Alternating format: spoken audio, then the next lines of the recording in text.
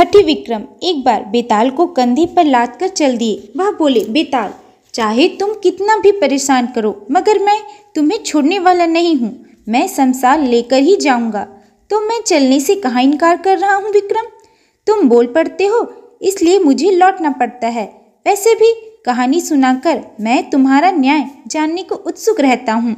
तुम्हारा न्याय सुनकर मुझे खुशी होती है। राजा विक्रम ने बेताल की बात का कोई जवाब नहीं दिया। उन्होंने बेताल को कसकर पकड़ रखा था और लंबे लंबे डग भरते जा रहे थे। धीरे चलो राजा विक्रम, बेताल बोला, अभी बहुत रात बाकी है।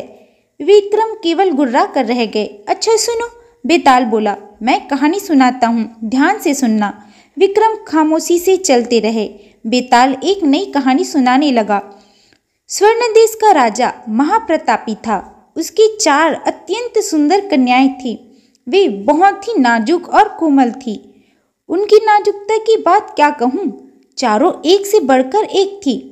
उनमें पहली कन्या का यह हाल था कि अगर वह चांदनी रात में भी बाहर निकल जाती थी तो उसके शरीर पर फफोले पड़ जाया करते थे।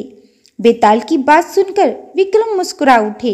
दूसरी का यह हाल था कि यदि गुलाब का फूल भी यदि उस पर फेंका जाता तो फूल शरीर के जिस भाग से टकराता वहीं से खून निकलने लगता। तीसरी राजकुमारी इतनी कोमल थी कि यदि कोई जरा सा भी जोर से बोल देता तो वह आवाज की धमक से ही बेहोश हो जाया करती थी। और राजा विक्रम चौथी राजकुमारी का यह हाल था कि उसे जहां भी छू दिया जाता था वहीं पर बड़ी देर तक के लिए एक निशान पड़ जाया करता था। चारों राजकुमारियों की कोमलता की बात दूर दूर के देशों में फैल गई। जो सुनता था आश्चर्य करता था। कुछ राजकुमार उनसे विवाह करने के लिए इच्छुक हो गए। पहली राजकुमारी को कोई स्पर्श भी न करता था। तीसरी राजकुमारी के आसपास सब फुसफुसाकर बातें करते थे। चौथी राजकुमारी की दशा दूसरी राजकुमारी की तरह थी। इस तरह कोमलता के साथ साथ चारों राजकुमारी बेहद सुंदर भी थी। राजा बहुत चिंतित था कि इन सब का विवाह कैसे होगा। विवाहित होने के बाद क्या ये जीवित भी बच पाएंगी? दूसरी और चौथी के संबंध में राजा बुरी तरह परेशान रहता था। बेताल कहता जा रहा था, राजा विक्रम सुनते जा रहे थे। बियावान वातावरण में बेताल की आवाज दूर तक सुनाई पड़ रही थी। इन सभी राजकुमारियों की देखभाल के लिए अलग अलग सेविकाएं थीं। इनमें से एक सेविका जब भी राजमहल से बाहर निकलती और किसी भिखारी या दुखी को देखती तो वह कुछ न कुछ दान कर दिया करती थी। अपनी कोमलता के कारण राजकुमारियां अत्यंत हल्के वस्त्र पहना करती थी। उनके आभूषण बहुत हल्के थे। 1 तोला सोने में सारे शरीर के जेवर बनाए जाते थे। राजकुमारियों को फिर भी भारी लगा करते थे। भिखारियों पर दया करने वाली सेविका एक दिन आभूषण लेकर निकली। उसे राह में एक भिखारी मिला। वह उसके हाथ में आभूषण देखकर गिड़गिड़ाने लगा कि वह आभूषण दान कर दे। हे राजा विक्रम, उस सेविका को दया आ गई।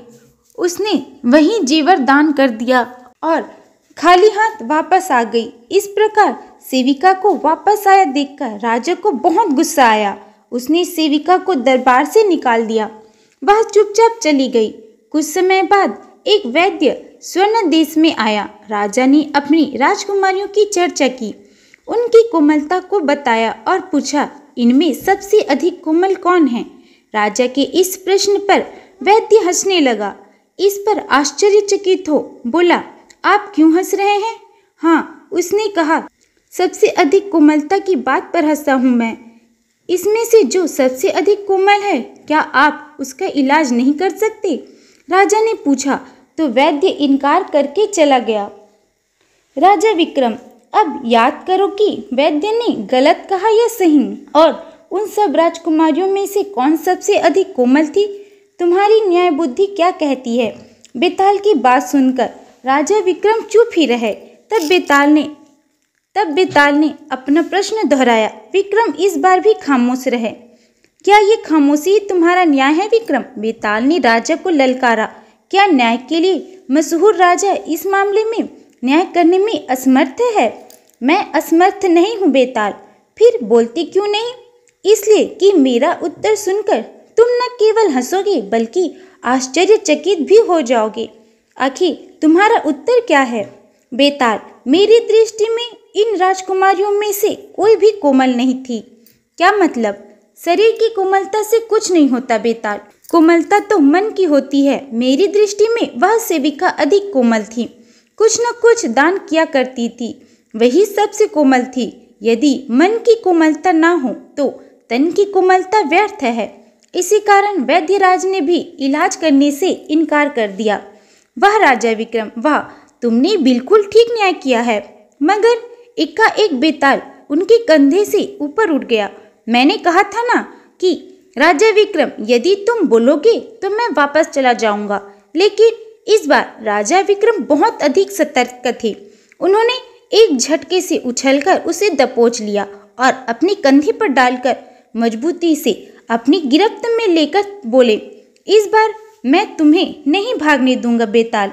लेकिन इस बार राजा विक्रम बहुत अधिक सतर्क थे।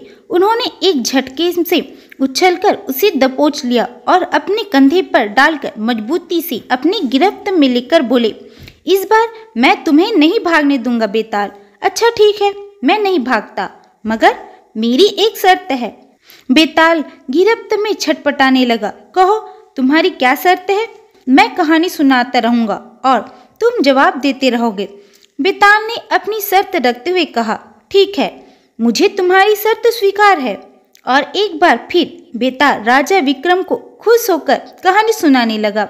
विक्रम वैद्य चला गया। कुछ समय बाद राजा ने अपनी पहली राजकुमारी का विवाह कर दिया। राजकुमार उसे हमेशा छाया में ही रखता था। कुछ समय बाद वह गर्भवती हो गई। उसने एक सुंदर कन्या को जन्म दिया। उसके जन्म पर दीपावली मनाई गई। एक दीपक का प्रकाश राजकुमारी के शरीर पर पड़ गया तो फफोले पड़ गए। राजा विक्रम हंसने लगे। तुम हंसे क्यों बेताल? तुम मुझे बेवकूफ मत बनाओ। यह राजकुमारी की कोमलता नहीं थी, यह एक प्रकार की बीमारी होती है। इसके कारण प्रकीर्णन फफोले पैदा करता है। इसे आयुर्वेद में प्रकाश उन्मत्तता कहा गया है। राजा विक्रम की बात पर बेताल चुप रह गया।